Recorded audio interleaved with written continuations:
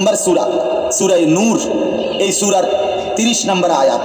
আল্লাহ তাআলা বলেন, কুল, হে নবী আপনি বলুন, লিল মুমিনিন, সমস্ত মুমিন পুরুষদেরকে, মানে এই হুকুম কার্যকর শুরু হবে যেই ছেলেটা সাবালক হয়েছে, যেই মেয়েটা সাবালক হয়েছে, ওই দিন থেকে 100 কার্যকর। কোন ছেলের উপরে যেদিন গোসল ফরজ হয়েছে, প্রথম যেদিন তার বীর্যপাত হয়েছে, সেদিন থেকেই সে সাবালক, প্রাপ্তবয়স্ক, সেদিন থেকেই সে যুবক, সেদিন থেকে ইসলাম মানা পুরাটা 100 তার উপরে ফরজ আইন। ওই দিন থেকে তার 1 মিনিট 1 সেকেন্ড হিসাবের বাহিরে হবে না। প্রতি সেকেন্ড নিঃশ্বাসের জন্য তাকে মৃত্যু পর্যন্ত, মানে বালেগ হওয়ার দিন থেকে মৃত্যু পর্যন্ত যে হায়াত পাইছে, যে দূর আল্লাহর কাছে হিসাব দিতে হবে তদ্দূর। রাতের হিসাব, দিনের হিসাব, হাঁটলে, বসলে, উঠলে, খাইলে, ঘুমাইলে, এমনকি নিঃশ্বাসের হিসাবও খোদার কসম আল্লাহর কাছে দিতে হবে। কোন মেয়ে যেদিন তার প্রথম মাসিক শুরু হয়েছে 13-14 বছর বয়সে, সেদিন থেকে সে প্রাপ্তবয়স্কা, সাবালিকা, সে যুবতী।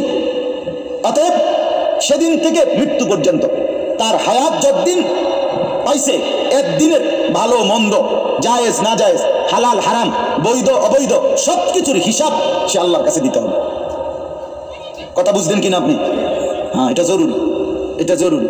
স্বামীর কারণে, শ্বশুরের কারণে, স্ত্রী, মহিলা বলেন আমার স্বামী বাধ্য করছে দেবরের সাথে দেখা করা, স্বামী বাধ্য করছে ভাসুরের লগে দেখা করতে, খোদার কসম স্বামী যদি আসমান ভাঙ্গেও মাথা চালায়, তারপরও স্ত্রীর জন্য এই কথা মান্য করা স্বামীর হারাম।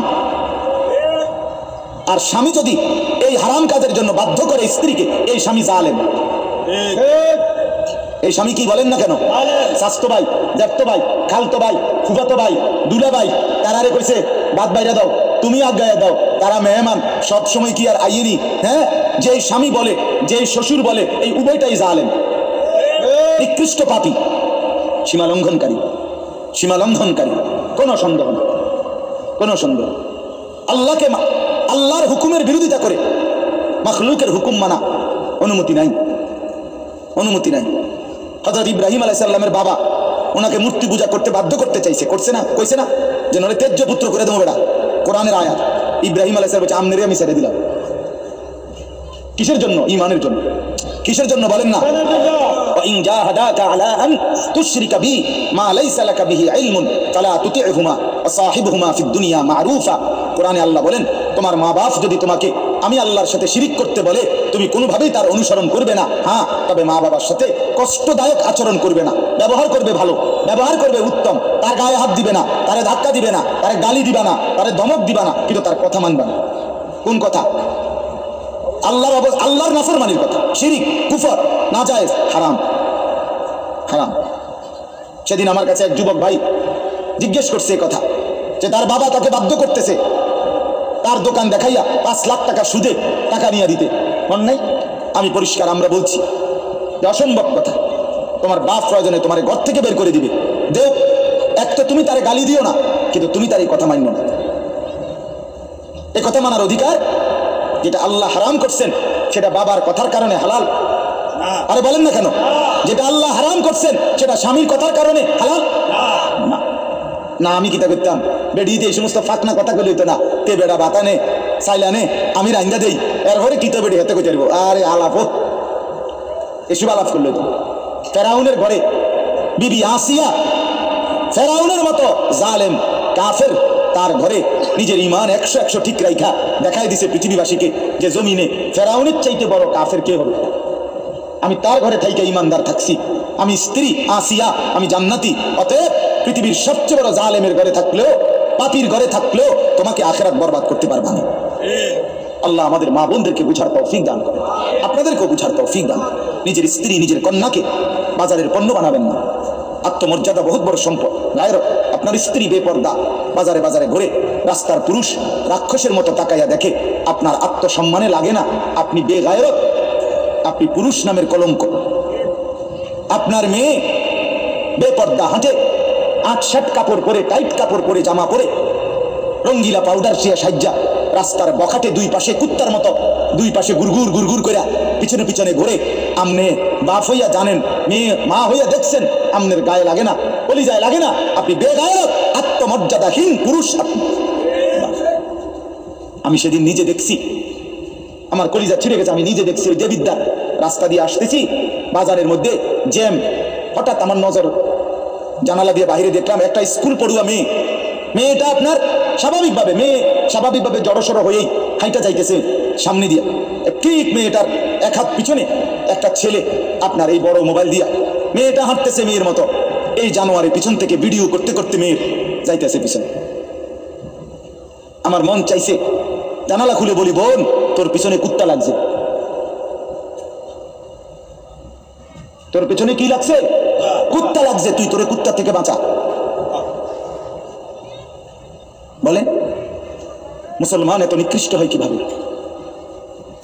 আমরা নিজে কিতাবে পড়ছি, আজকেও পড়ছি ইয়াহিয়া, এই বইটা ফিলিস্তিনি বই, এটাতে লেখা আছে পৃথিবীর পশ্চিম প্রান্তে, মনে করেন পৃথিবীর এদিকে শেষ প্রান্তে যদি কোনো মুসলমান বোন নির্যাতিত হয়, খোদার কসম পৃথিবীর পূর্ব প্রান্তের শেষ মুসলমানের উপরও ফরজ ওই বোনের ইজ্জতের বদলা নেওয়া। এটা মাসালা। হ্যাঁ, কথা ছিল এই, মুসলমানের যুবক হবে মা বোনের ইজ্জতের পাহারাদার। কোথায় সেই মোহাম্মদ বিন কাসেম, 17 বৎসরের যুবক, আরব জাহান থেকে আসছে ভারতে, সিন্ধু প্রদেশে দেবল রাজার এলাকায় একজন বোনকে একজন ডাকাত জলদস্যু, একজন পানির ডাকাত জলদস্যু তৎকালীন জামানায় একজন মুসলিম বোনের গায়ের ওড়না ধরে টান দিছিল। তখন ওই বোন চিঠি পাঠাইছিল হাজ্জাজ ইবনে ইউসুফের কাছে আরব দেশে, হাজ্জাজ তুমি বেঁচে থাকতে তোমার মুসলিম বোনের গায়ের ওড়না ধরে টান দিছে বেঈমান কাফের, তুমি এর বদলা নিবা কিনা আমি শুনতে চাই। হাজ্জাজ ইবনে ইউসুফ আমরা কিতাবে পড়ছি, এরকম চেয়ার ছেড়ে লাফ দিয়া দাঁড়াইয়া চিৎকার দিয়ে বলছে, বোন আমার, গোটা আরবের সমস্ত মুসলমান যুবক প্রয়োজনে জান দিবে, আরবের সমস্ত যুবকের কলিজা যাবে, জান দেবে, শাহাদাত বরণ করবে প্রয়োজনে, তবু আমি তোমার এই বেইজ্জতির বদলা নেব। 3 বার সেনাবাহিনী পাঠাইছে সে, 3 বার, প্রথম 2 বার পরাজিত হয়েছে মুসলিম বাহিনী, তৃতীয়বারে নিজের একমাত্র মেয়ের জামাই মোহাম্মদ ইবনে কাসেম রহমতুল্লাহ আলাইহি, এই ওনারে দিয়া এরপরে এই সিন্ধু দেবল রাজাকে পরাজিত করে ওই বোনকে জেলখানা থেকে উদ্ধার করছে এবং এই হিন্দু রাজার এলাকায় কালেমার পতাকা উড়াইয়া দিছে। হ্যাঁ, সেখান থেকেই এই ভারতীয় উপমহাদেশে মুসলমানদের যাত্রা, ইসলামের সূচনা। এক বোনের ইজ্জতের জন্য ধর্ষিতা হয় নাই, কাপড় টান দিছে কেন? খলিফা মুতাসিম বিল্লাহ, এক ইহুদি খলিফা মুতাসিম বিল্লাহ, মুসলমানদের একজন খলিফার নাম উমাইয়া খলিফা, ওনার আমলে একজন মহিলা ইহুদিদের এলাকায় গেছিল বাজারে, পর্দানশীল বোরখাওয়ালা নারী, ওই ইহুদি দুষ্ট এক ইহুদি ওই মহিলার পিছন দিক দিয়া বোরকার পিছনে কৌশলে পিছন দিক দিয়া গোপনে এমন এক রশি টান বাঁধছে, রশি বাঁধ দেওয়ার কারণে মহিলা যখন সামনের দিকে আগাইছে তখন এই রশির টান লাগাতে মহিলার বোরকা উঠে গেছে উপরের দিকে সামান্য, উনি পড়ে গেছে। এই মহিলা ওই বাজারে চিৎকার দিয়ে বলছে, ওয়া মুতাসিমা, হায় মুতাসিম তুমি কই? তোমার মুসলিম বোনকে বেইজ্জতি করছে। সাথে সাথে খলিফা মুতাসিম বিল্লাহ পুরা বাহিনী নিয়ে আইসা ওই ইহুদি অঞ্চল পুরা জ্বালায় ফেলছে। কথা ছিল এই বাবা, কথা ছিল এই, রক্ত আর আমাদের গায়রত আর আমাদের হারিয়ে ফেলেছি। পরের মেয়ে দেখতে দেখতে, পরের নারী দেখতে দেখতে, টেলিভিশন দেখতে দেখতে, নিজের বিবি বাচ্চারও লাগাই দিছেন, নিজের ঘরে টেলিভিশন চাইতো, নিজেও বইয়া বইয়া সাদোয়ানে বেড়ি চান, টেলিভিশন চান, ফুতেও সারা রাত সারাদিন সমবয়সী ফুলানের লগে হাইটটা মোবাইলে ছবি চায়, তো সমাজ গড়বে কে? পরিবার নিরাপদ থাকবে কেমনে? কথা বলেন না কেন? বুড়ারাও সাদোয়ানে, বেড়ি তো ঘরের টেলিভিশনে, ফুলাফাইনে মোবাইলের আড্ডায়, তো মানুষ চরিত্রবান হবে কিভাবে? কমপক্ষে মুরব্বিগত লজ্জাবোধ থাকা উচিত। আমার মাথাতে ধরে না, মানে দাড়িওয়ালা 60 বছরের বুড়া বেড়া কেমনে বেরিয়ে চায় সাদোয়ানে বই? আমার একারে বহুদিন ভাই, আমি এটা অনেকদিন চিন্তা করে চাইছি, এটার কারণটা কি? আরে এরকম বুড়া বেড়া কিনলে বেরিয়ে চাই? আপনার কি জীবনটা আজ এতটা বছর পরেও এখনো আপনার আখেরাতের কথা মনে পড়ে নাই? আরে কি ডাকাইতো আপনি মরতেন না? আয় হায় হায় আল্লাহ, একটা সমাজের মধ্যে কিছু মানুষ তো থাকা উচিত। আরে বলেন না, 2, 4, 10, 50 জন মানুষ তো একটা সমাজে থাকা উচিত, যারা সবাইকে চরিত্রের কথা, আখলাকের কথা, নামাজের কথা, আল্লাহর কথা, পরকালের কথা বলবে। এটা কি উচিত না? কথা বলেন, উচিত না? কিছু মানুষ উচিত না। ওই মানুষগুলো কই? বলেন না, তাতে ওই মানুষগুলো কই? চেয়ারম্যান ভাই বলেন কয় মানুষগুলি? আচ্ছা চেয়ারম্যান আপনি কোন ভাই, আমি তো এখন এতক্ষণ খেয়াল করি নাই। আরিফ ভাই আমাদেরও খুব কলিজার টুকরা, মহব্বতের আমার। তো আপনি বলেন, একজন চেয়ারম্যানকে বলতে বলেন মাইক দিয়ে, এখন এক সপ্তাহ এক মাসে এই নারী গঠিত কেলেঙ্কারির কি পরিমাণ বিচার তারা করতে হবে। আমি অসংখ্য চেয়ারম্যানের সাথে কথা বলছি, প্রায় বলে হুজুর সমাজটা খাইয়া লাগছে। এই যে বলতেছে এটাই বেশি চরিত্রহীনতার সয়লাভ। আহারে নারী বেচারা স্বামী 16 বছর বিদেশ করছে, হায় রে কলিজা ফাটা তার কষ্ট, কি পরিমাণ রোদ্রে টাকা রোজগার করছে, কয়টা টাকা। আমি তো সৌদি আরবে যে কয়বার আল্লাহ নেওয়ার তৌফিক দিছে, হজ উমরায় গেছি অন্য কোনো কারণে না, প্রতিবারই দেখছি বাপ আহারে প্রবাসীদের কষ্ট কাকে বলে, প্রখর রোদ। এই শুধু তর্জমাটা শোনেন, 5 মিনিটে শেষ হয়ে যাবে তর্জমা। আল্লাহ তাআলা বলেন কুল্লিল মুমিনিনা, হে নবী আপনি মুমিন পুরুষদেরকে বলেন। তাহলে পুরুষ বলতে কি বুঝাইছে বুঝছেন তো এটা নাকি? যেদিন থেকে সাবালক, আর মহিলা যেদিন থেকে তার মাসিক শুরু হয় প্রথম, সেদিন থেকে নারী।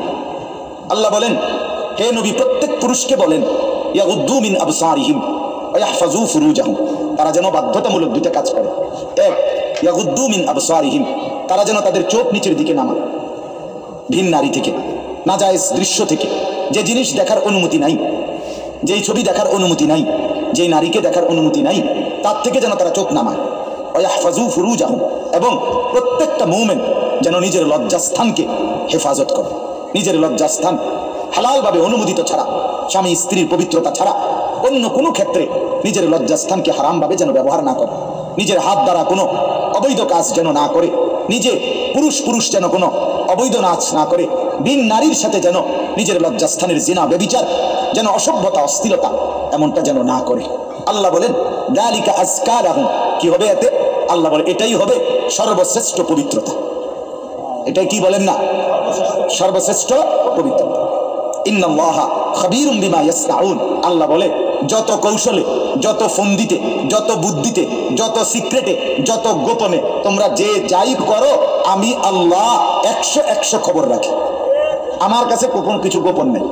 অন্তরের হালাত, বাহিরের হালাত, কক্সবাজারের দৃশ্য আর বাড়ির দৃশ্য, রাত গভীরের দৃশ্য, দিনের আলোর দৃশ্য, গোপন জায়গায়, হোটেলে, রেস্তোরাঁয়, অথবা পার্কে, বিনোদন কেন্দ্রে, অথবা মোটরসাইকেলে আরেক বেটার মেয়ে আরেক দিকে নিলাগা, যাই নাও যেখানেই নাও, যত গোপন জায়গায়, মা দেখে নাই, বাবা দেখে নাই, গ্রামবাসী শুনে নাই, কেউ জানে নাই, কিন্তু আল্লাহ বলে বান্দা আমার খবর আছে,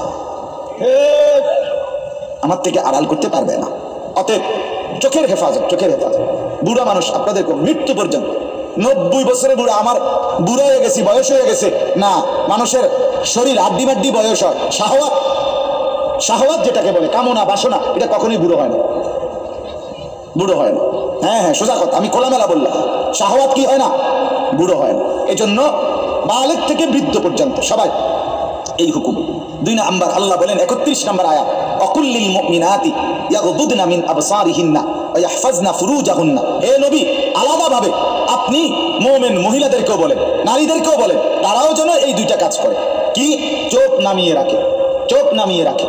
কোন নারী যেন রাস্তার পুরুষ, ভিন পুরুষ যাদেরকে দেখার অনুমতি নাই, এই যে দেবর, এই যে ভাসুর, চাচাতো ভাই, মামাতো ভাই, ফুফাতো ভাই, খালাতো ভাই, দুলা ভাই, এরকম মানুষগুলো যাদেরকে দেখার অনুমতি নাই, রাস্তার পুরুষ যাদেরকে দেখার, চোখ ফেলার অনুমতি নাই, তাদের থেকে যেন চোখ নামিয়ে রাখে। ওয়া ইয়াহফাজনা ফুরুজাহুন্না, আল্লাহ বলে প্রত্যেক নারীকে বলেন হে নবী তারাও যেন তাদের লজ্জাস্থানের হেফাজত করে। এক নারীর সতীত্ব, তার ইজ্জত, তার সম্ভ্রম, এটাই তার জীবনের সবচেয়ে বড় সম্পদ। যে নারী সতীত্ব হারা, যে মেয়ে ইজ্জত হারা, তার জীবনে আর 2 পয়সার কোনো মূল্য নেই। জন্তু জানোয়ারের কোনো মূল্য থাকতে পারে, কিন্তু এই বেহায়া, বেশরম, লজ্জা হারা, ইজ্জত হারা, যেটা যদি কেউ ধর্ষিতা হয় নাই কিন্তু পর পুরুষের সাথে অবৈধ সম্পর্ক করে, হারাম প্রেম করে, ভিন পুরুষের সাথে নিজের ইজ্জত নষ্ট করেছে, নিজের চরিত্র নষ্ট করেছে, খোদার কসম তার 2 পয়সার কোনো মূল্য এই সমাজে, দুনিয়াতে, আখিরাতে কোথাও নেই। সে ঘৃণিত, সে লাঞ্ছিত নয়, এটার আর কোনো মূল্য নেই। এই জন্য বিবাহ বহির্ভূত প্রেম করার পরে, বিবাহ করার পর এই বিবাহ আর টিকে না। আমার কাছে হুজুর কি গভীর সম্পর্ক ছিল, এখন বিয়ে করলাম 8 মাস না যাইতেই সংসারটা জাহান্নামের টুকরা হয়ে গেছে। আমি বললাম মূল কারণ হলো বিয়ার আগে আমরাও হেবুটির কোনো দোষ ধরেন নাই, হেবুটিও আপনার কোনো দোষ ধরেন নাই, শুধুই কেবল ভালোই বাসছেন, কিচ্ছু আর কোনো ত্রুটি দেখেন নাই। তুমি না খুব ভালো, ও না এত ভালো, এটি তো ছিল আগে, যে সময় আপনি ভালো ভালো খাওয়াইছেন, চটপুটি, নুডলস, তারপরে বিভিন্ন বার্গার, এই সময় তো আরামে কথা কইছে। এখন যখন বিবাহ হয়ে গেছে, সংসার শুরু হয়েছে, এখন নুনের মধ্যেও দোষ, চিনির মধ্যেও দোষ। নুনও আগের মতো কড়া লাগে না, চিনিও আগের মতো মিঠা লাগে না। কথা বুঝেন না? এখন ভালোবাসা ঠুস, ভালোবাসা কি? এই জন্য আল্লাহ বলেন, নারীকে বলেন নজর নামাইতে এবং নিজের লজ্জাস্থান হেফাজত করতে, বাকিটা অন্য কোনো দিন।